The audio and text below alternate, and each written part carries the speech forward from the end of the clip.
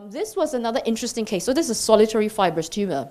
Okay, so this lady, she's a young lady who actually first saw me when she was expecting her first child. Okay, but with all the treatments that we gave her to extend, her overall survival, her child is now 6 years old. So she's actually, way lived beyond her prognosis. So very happy to say that she's done well. Okay, so what happened was she actually had a very rare. Okay, initially it was a brain solitary fibrous tumor that was only localized to the brain. Okay, so she had it operated. She was being seen by the radiation oncologist. She had adjuvant RT. She wasn't given any systemic treatment. Okay, but she was being seen by her neurologist. And what happened was when her neurologist examined her tummy, she felt a big abdominal mass. And that was when I was called to say, oh my goodness, what's going on, And of course, when we scanned her, we found a huge liver metastasis. It was like the size of a football, literally, okay, nearly 10 centimeters in size, okay. And so that was her first metastasis. She developed liver metastasis. And later on, subsequently, she also developed a local recurrence to the brain at the initial site, okay. So what happened with this lady was that, I gave her, at that time, the standard of care, of course, is, doxorubicin-based treatment. So I gave her liposomal doxorubicin for 2 cycles. But what happened is you can see that it clearly wasn't progressing, wasn't responding, sorry. In fact, it was progressing through liposomal doxorubicin. Went from 8.9 to 9.5, okay? And her being a young lady, she's always asking, what more can I do? I want to live for my girl, right? So we said, okay, can we think about whether we can do a palliative resection of her dominant liver metastasis? Because at the time we're also thinking, what about tumor rupture?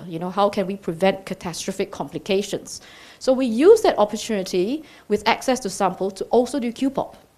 Okay, and we'll go on to show, what we saw with QPOP later on, okay? And based on QPOP results, actually, I thought, it would argue for the fact we should be giving her pazopanib, okay, which I did give to her, okay? Later on, we needed to enhance her response with, specific local treatment as well. So I did send her for Y90 radioembolization to the rest of her liver lesions, okay?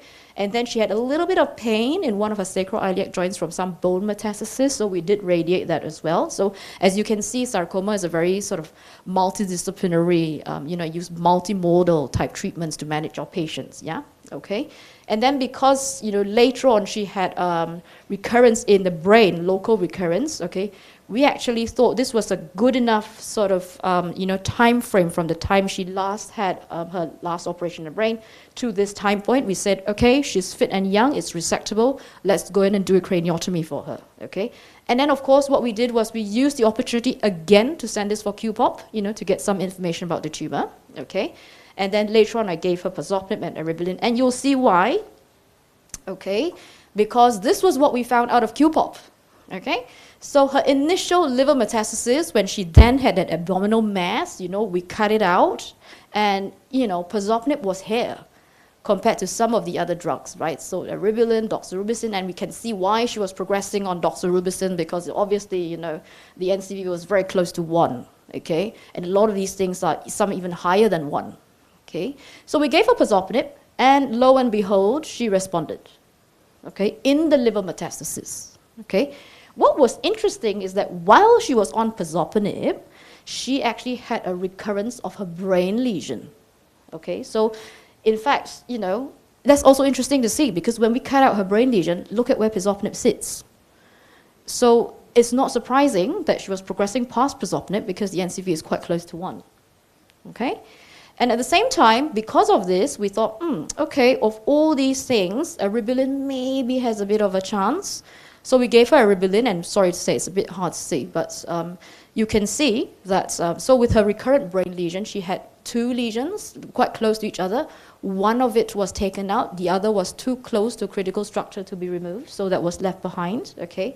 But we did give her some eribulin as well, and you can see that there's some response. So I think it went from, I don't see the number here, but I think it went from 4.9 to, I think, 3 point something. So it did shrink in size as well with eribulin. But again, I didn't expect a huge shrinkage given the NCV wasn't quite so low, but she did respond.